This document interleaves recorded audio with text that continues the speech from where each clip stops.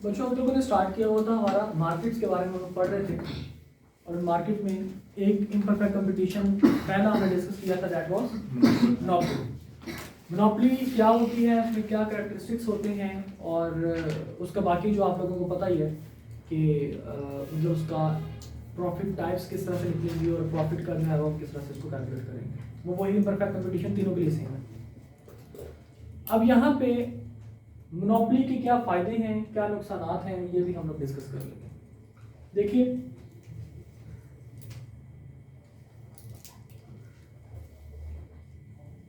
Monopoly के सबसे पहले हम लोग मेरिट्स या एडवांटेजेस हम सबसे पहले देखते हैं। बेटा मोनोपोली के जो फायदे हैं वो सारे के सारे बिजनेसमैन को हैं, मोनोपोली के जो नुकसानात हैं वो सारे तकरीबन सारे के सारे कंज्यूमर को हैं। मोनोपोली का सबसे पहला फायदा क्या है? मोनोपोली का सबसे पहला फायदा ये होता है कि आप क्या करते हैं जी, आप क्योंकि बहुत बड़े बिजनेसमैन बन चुके हैं, इस वजह से आप लॉन्ग रन प्रॉफिट जनरेट करते हैं। और लॉन्ग रन प्रॉफिट का मतलब ये होता है कि आपके पास सुपर नॉर्मल प्रॉफिट अर्न करने की कैपेसिटी होती है, क्योंकि आपके कंपटीशन में कोई है नहीं, तो आपकी जो रेवेन्यू है वो हमेशा एवरेज कॉस्ट से आपका ज़्यादा रहेगा।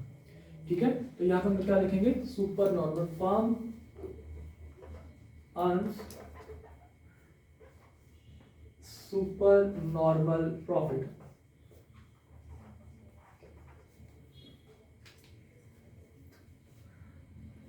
दूसरा, जैसे मैंने आपको बताया कि ये लॉन्ग टर्म प्लानिंग करता है, मतलब ये छोटे मोटे बिजनेसमैन नहीं होते जो मोनोपोलिस्ट होते हैं, अच्छे खासे बड़े बिजनेसमैन होते हैं जो सिर्फ अपने आज को नहीं देख रहे होते बल्कि आने वाले कल को भी देख रहे होते हैं।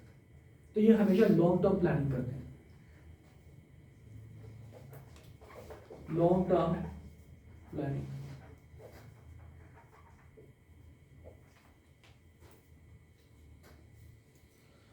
और जो एक मोनोपोलिस्ट होता है वो with in the market, with in the country, तो वो मोनोपोलिस्ट होता है, लेकिन वो कंपनी को रिप्रेजेंट करता है, कंपटीशन करता है बियॉन्ड द कंट्री जाके इंटरनेशनल लेवल पर। यानी कि नेशनली वो मोनोपोलिस्ट होता है और इंटरनेशनली वो एक कंपैटिटर होता है, एक अच्छा कंपैटिटर होता है। जैसे कि आपका आई कैप है, आई कैप एक मोनोपोलिस्ट है जो सीए करवाता है, सीए कोई और बॉडी नहीं करवा सकती सिवाय आई कैप के। जैसे एमबीए लम्स का भी एमबीए है, आईबीए का भी एमबीए है, पंजाब यूनिवर्सिटी का भी एमबीए है, ओपन यूनिवर्सिटी का भी एमबीए है, हर यूनिवर्सिटी अपना अपना एमबीए करवा रही है। ऐसे आपके पास आई कैप के अलावा कोई और बॉडी नहीं है जो कि एमबीए करवाता है, जो कि सीए करवाती हो। ठीक है, तो आपके पास ये जो आई कैप है ये पाकिस्तान के अंदर तो मोनोपोलिस्ट है, लेकिन अगर मैं इसको इंटरनेशनली देखूँ तो वहाँ पे ये एक अच्छा कंपेटिटर है, क्योंकि हर मुल्क का अपना अपना चार्टर्ड अकाउंटेंट है और वहाँ पे इनको पाकिस्तान को रिप्रेजेंट कर रहा था और उनके साथ कम्पीट कर रहा होता है। ओके, तो मोनोपोली के बारे में हम क्या कहेंगे जनाब? मोनोपोली विद इन कंट्री या विद इन नेशन या विद इन कंट्री क्या है, एंड कंपटीशन इंटरनेशनली।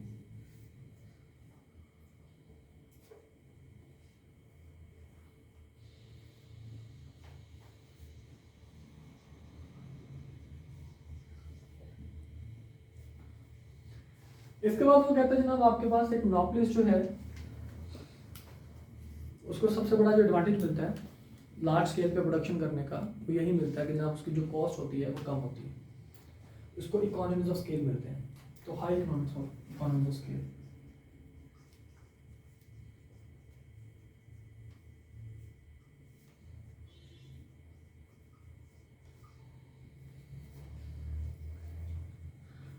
फिर मेरिट में ये चीज आती है कि जनाब आपके पास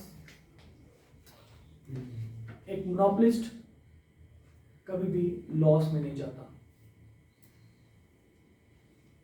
सुपर नो प्रॉफिट कम करते करते और साथ में कभी भी ये लॉस में नहीं जाता, मतलब नो चांस ऑफ लॉस।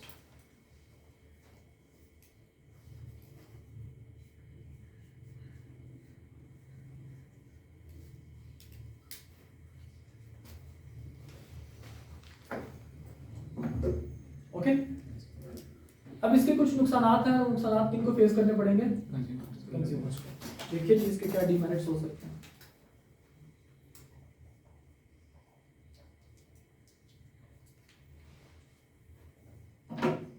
सबसे पहले इसका नुकसान क्या हो सकता है जुबैर भाई?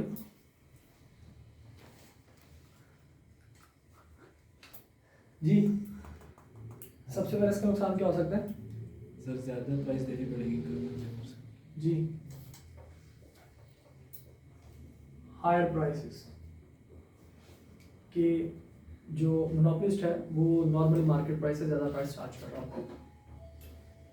दूसरा, कोई चॉइस नहीं नो चॉइस या लेस चॉइस कह लें। तीसरा,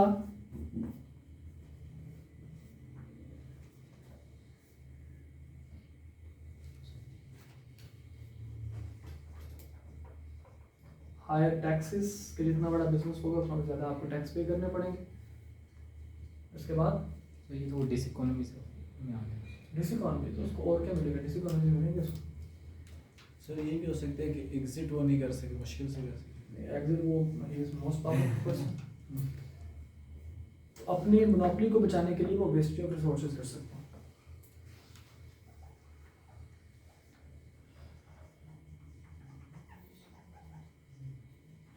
और जब कंपटीशन नहीं होगा तो आपको लो क्वालिटी ऑफ प्रोडक्ट मिलेगी।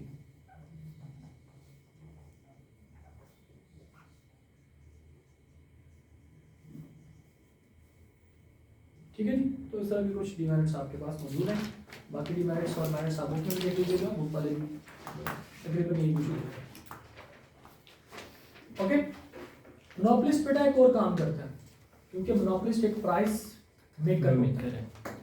अब प्राइस मेकर होने की वजह से वो एक और भी काम करेगा, that is called price discrimination.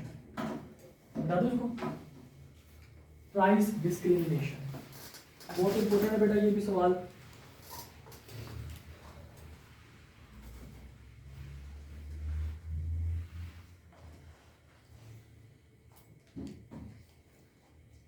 Let's suppose एक सब्जी फरोश यहाँ पे खड़ा है, वो अपना ठेला लगा के, उसके पास एक आदमी आता है जिसके कपड़े बहुत ही गंदे मैले कुचाले, और उसके पास एक पुरानी साइकिल है, और आके कहता है कि यार मुझे सब्जी चाहिए। उसको रेट बता देता है, जनाब ये रेट है, वो चला जाता है। थोड़ी देर बाद एक और बंदा लैंड क्रूजर V8 से जनाब VIP किस्म की ड्रेसिंग करके उतरता और कहता है यार मुझे सब्जी चाहिए। तो फिर उसको रेट बताता है कि जी इसका रेट है, वो सब्जी लेकर चला जाता है। मुझे बताइए क्या सब्जी फरोश ने दोनों को रेट सेम लगाया होगा? किसको कौन सा कैसा रेट लगाया होगा?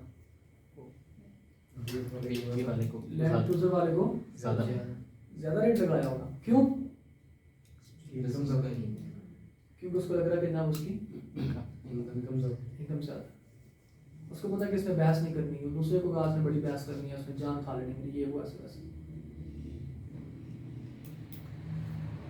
This is called price discrimination, कि आप सेम प्रोडक्ट की प्राइसेस डिफरेंट कस्टमर्स को डिफरेंट सिनेरियोज के अंदर डिफरेंट लगाते हैं। ठीक है, ये प्राइस डिस्क्रिमिनेशन मैंने अपनी लाइफ में प्रैक्टिकली देखी भी और इम्प्लीमेंट भी करवाई।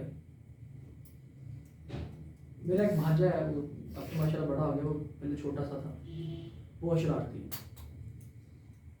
तो मैं उसको जनाब ले गया मार्केट में, मुझे कुछ सामान लेना था, उसने कहा जी मैंने भी जाना, उसने जिद कर ली, मैंने कहा चलो, वो भी जनाब चला मेरे साथ। तो मार्केट में आपने देखा होगा कि अक्सर जो टॉयज शॉप होती है वहाँ पे टॉयज डिस्प्ले किए जाते हैं और वहाँ पे दिखाए जाते हैं नाम मुख्तलिफ किस्म की चीज़ें। तो वहाँ पे एक गन थी, उतनी बड़ी गन थी, तो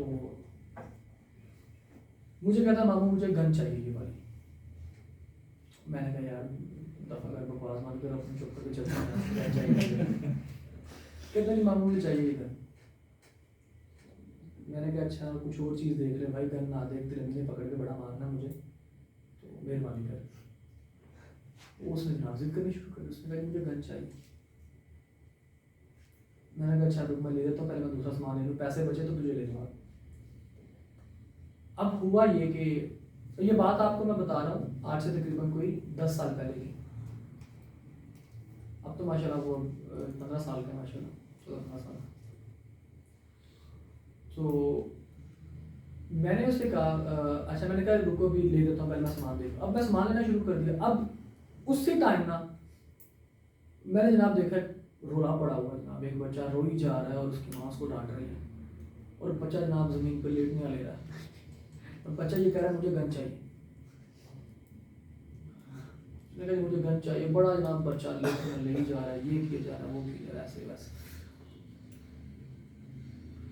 तो उसके मैंने फिर आगे कहा कि चल बेटा ले देती तुझे गन। और मतलब वहाँ पे वो भी बेचारी शर्मिंदा हो रही थी कि यार बच्चा मेरे घर देने क्या कर रहा है, पूरा बाजार मुझे देख रहा है। तो जनाब उसकी अम्मी ने कहा कि भाईजान कितने की गन है? तो उस बंदे ने कहा कि बाजी ये गन आपको मिलेगी 1000 रुपये की। और मैं भी एक दफ़ा शौक, मैं कहा यार मतलब 1000 रुपये की गन है, मैं घर से पैसे सारे 800 रुपये लेके आया। तो मैंने कहा भाई 200 रुपये कहाँ से मतलब लेके आऊँगा, इसके साथ इसको जानता भी नहीं है, इसके साथ उधार भी नहीं कर सकता, और इसको मैं ले गया तो जनाब इसने तोड़ा घर में, सारे घर में इसने शोर कर देना है, मुझे ये हरकत जो बचा कर रहा है इसने इससे ज़्यादा खराब करना है, जिल करवाएगा मुझे। अब मैं 10 साल पहले जैसा आज लग रहा हूँ ना, मैं 10 साल पहले भी मैं ऐसे लगता था कि मतलब एज मेरी कम थी, I was 19 years old, but at the same time जैसा मैं अभी हूँ ऐसा ही था।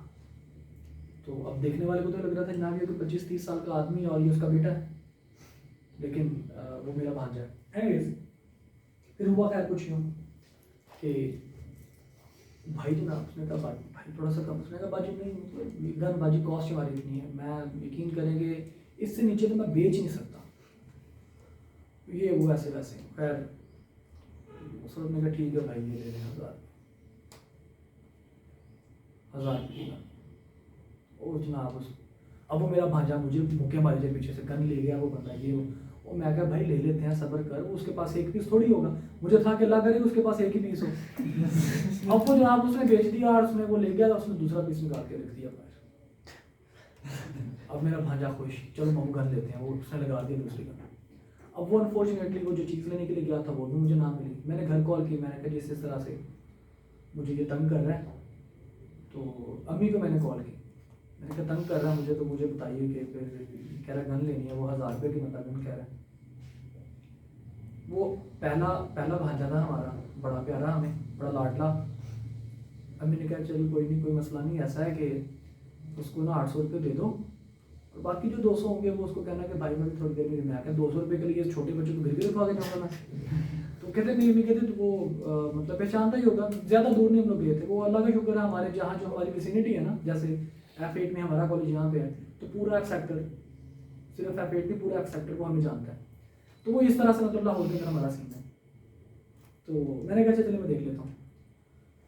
तो अब उस बंदे को मैंने नहीं देखा हुआ था, ना इसने मुझे कभी देखा हुआ था, लेकिन अगर उसको तारुफ करवाता तो उसको पता चल जाना था। अब मैं जनाब गया हूँ, मैंने अपने भांजे को कहा, मैंने कहा तुमने रोला नहीं डालना गन के लिए, गन के साथ ना उसने गाड़ी में, तुमने गाड़ी के लिए रोला डालना है, तुमने गाड़ी के लिए शोर करना है कि मुझे बस गाड़ी चाहिए।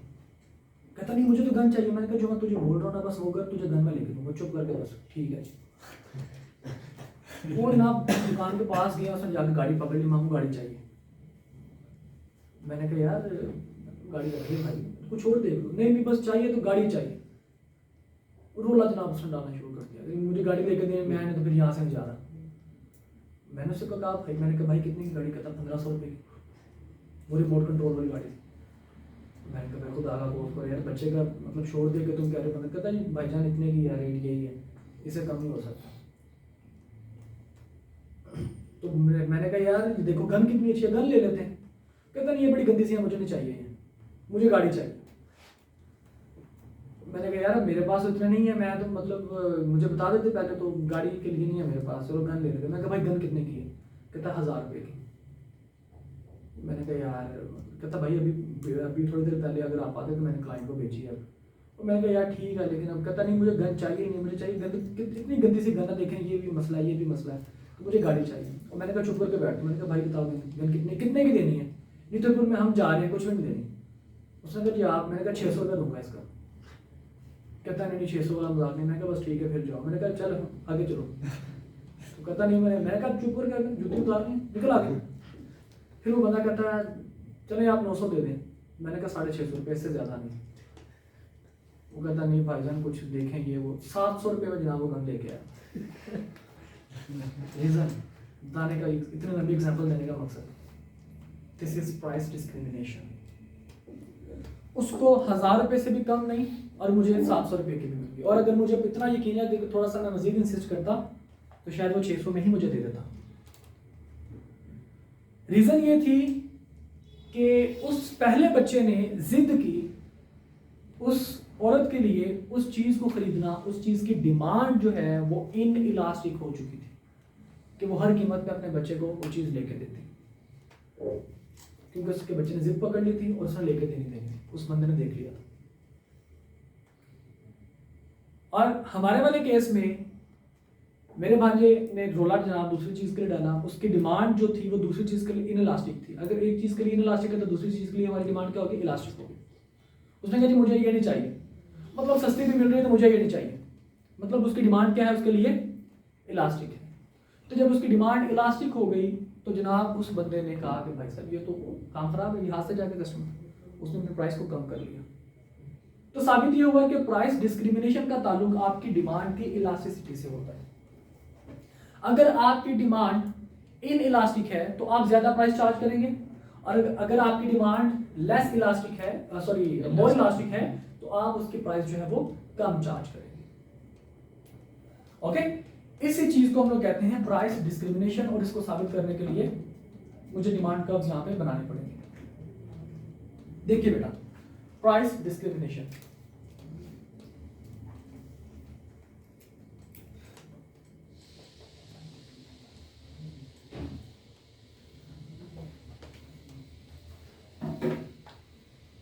क्या चीज है जी जनाब, आप practice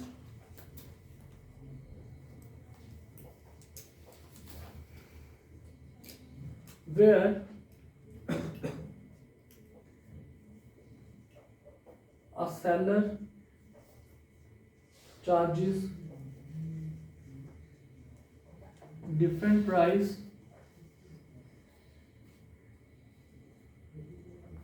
to different customers for same product is called price discrimination.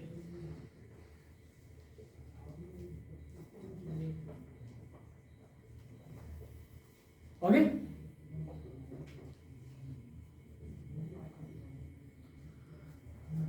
इसके बाद जी अब आपने ये साबित करना है कि प्राइस डिस्क्रिमिनेशन किस तरह से चार्ज की जाएगी। तो जैसे मैंने आपको बताया कि आपके पास फॉर एग्जांपल दो मार्केट्स हैं, एक दो मार्केट्स कह लें, दो पर्सन्स कह लें, एक बंदे की जो डिमांड है वो इलास्टिक है और दूसरे बंदे की demand at the same time क्या है, इनइलास्टिक है। अब डिमांड इलास्टिक होने का मतलब क्या है कि उसके रेवेन्यू कर्व्स भी क्या होंगे, इलास्टिक और इनइलास्टिक होंगे। तो मैं इसको जरा यहाँ पे प्रेजेंट करने की कोशिश करता हूँ कि प्राइस डिस्क्रिमिनेशन कैसे की जाती है।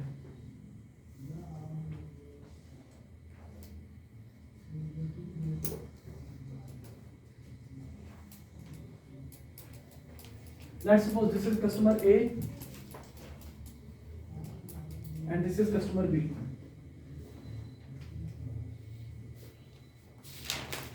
कस्टमर ए की जो डिमांड है वो इन इलास्टिक है, मतलब इसको जो रेवेन्यू कर्व्स बनेंगे जरा स्टीपर बनेंगे।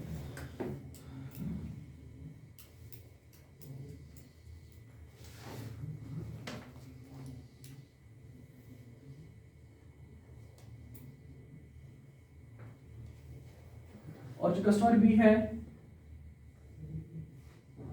इसका रेवेन्यू कर्व, इसकी डिमांड जरा इलास्टिक है तो इसका रेवेन्यू कर्व जरा फ्लैटर बनेगा।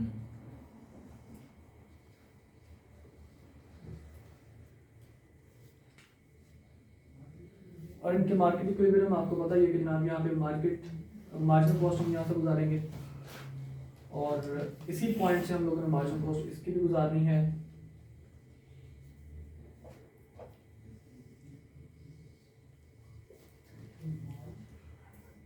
मैं इस वजह से इनको इकट्ठा बना रहा हूँ ताकि आप लोग भी इसी हिसाब से बनाएं, ठीक है, ताकि पता चले कि जितनी मार्केट यहाँ पे उतनी मार्केट यहाँ पे भी है, लेकिन सिर्फ डिमांड की इलास्टिसिटी की वजह से ये थोड़ा सा चेंज हो रहा है। तो देखिए बेटा, इस बंदे ने कितना रेवेन्यू जनरेट किया, इसका रेवेन्यू कहाँ तक होगा, ये बंदा इतना रेवेन्यू जनरेट कर रहा है,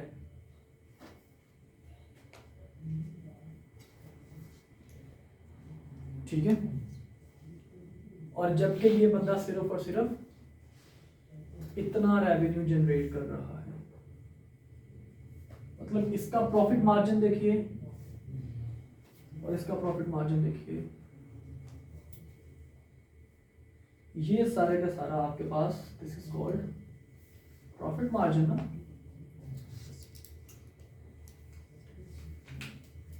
तो आप देख सकते हैं कि सिर्फ बाकी सारा कुछ cost each and everything same है, सिर्फ और सिर्फ मसला किसका है, डिमांड का, कि एक बंदे की या एक मार्केट में एक चीज़ की डिमांड इनइलास्टिक है और दूसरी मार्केट या दूसरे बंदे की डिमांड इलास्टिक है।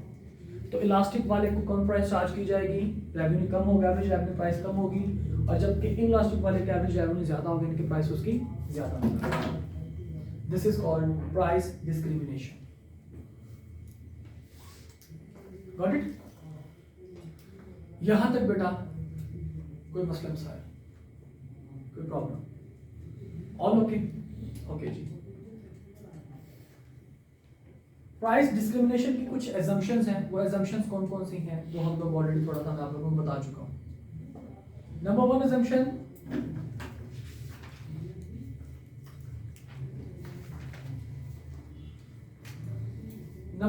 जनाब आपके पास के firm is price maker. Number two, homogeneous product.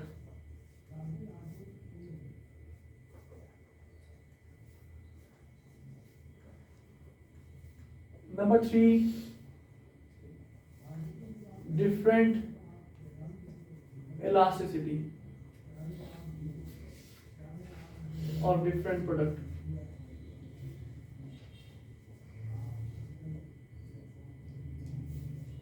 Number four, segregation of market.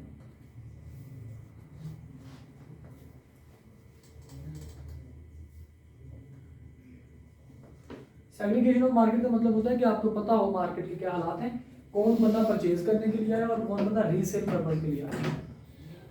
ठीक है, जो बंदा रीसेल पर्पज के लिए आया आप उसके साथ प्राइस डिस्क्रिमिनेशन नहीं कर सकते, आप उसको चीज़ नॉर्मली नहीं बेचते। ठीक है, अगर आप रिटेलर हैं तो आप रीसेलिंग पर्पज के लिए आप चीज़ को नहीं बेचेंगे। सर ये प्रोडक्ट तो सेम नहीं होता?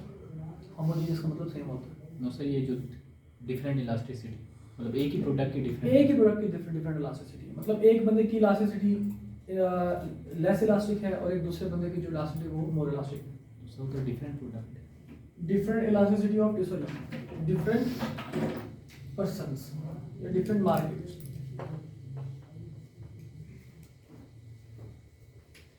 ओके, तो बेटा ये आपके पास कुछ एजम्पशंस हैं, अगर हम इन एजम्पशंस को फोकस करते हैं, इन एजम्पशंस को हम लोग फॉलो करते हैं तो हमारे लिए प्राइस डिस्क्रिमिनेशन बन जाएगा।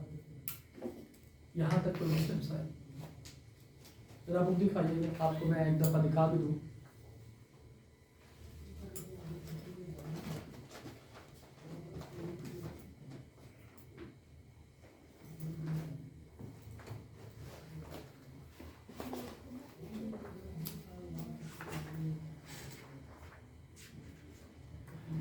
बेटा मेरे पास ये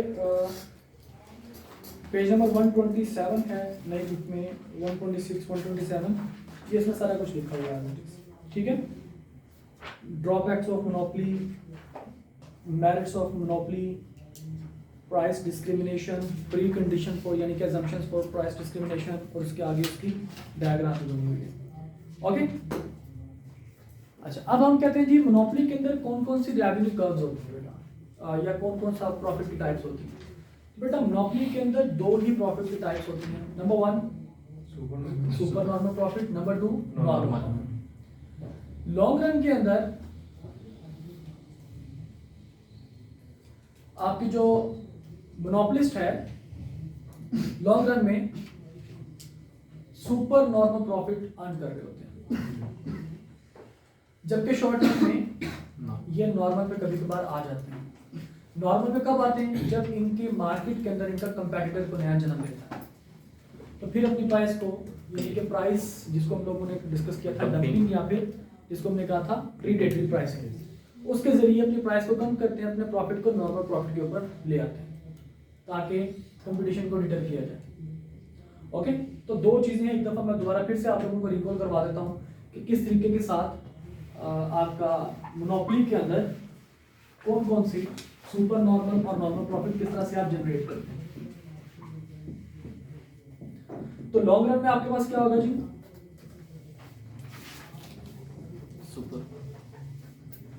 सुपर नॉर्मल प्रॉफिट होगा। लॉन्ग रन के आपके पास टाइप ऑफ प्रॉफिट किस तरह से निकलेगी फर्म का, मोनोपोली का?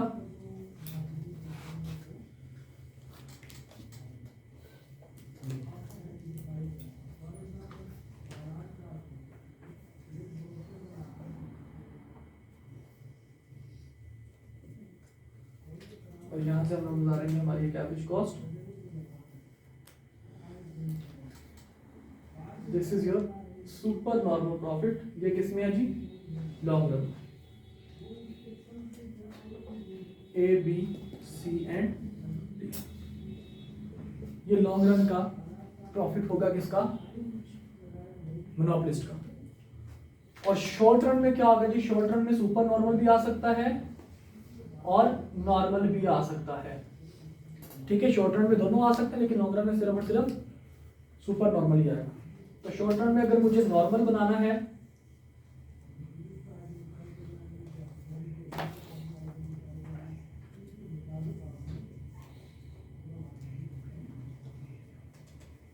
तो नॉर्मल बनाने के लिए मुझे क्या करना पड़ेगा? मुझे यहाँ पे